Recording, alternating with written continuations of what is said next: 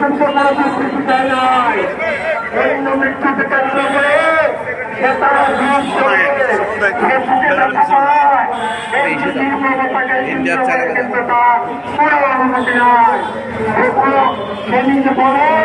একটি মানবিক বাংলাদেশ করবে, কিন্তু সে একটা অমানবিক একটা প্রধান উপদেষ্টা।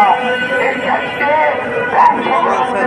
তার অবস্থান আমরা অতি বিলম্বে এই প্রধান উপদেষ্টার তাকে ক্ষমতা থেকে সরিয়ে যেন দেওয়া হয়, সকল জনগোষ্ঠীর কাছে সেই আহ্বান জানাচ্ছি।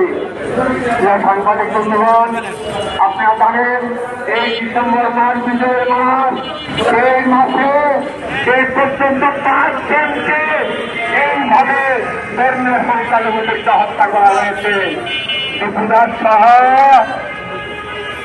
সেই রংপুরের তারাগঞ্জে একজন বীর মুক্তিযোদ্ধা, সেই প্রায় বয়স 80-র মতো হয়েছে, তাকে তার করে তার বিষয় নির্মমভাবে হত্যা করেছে।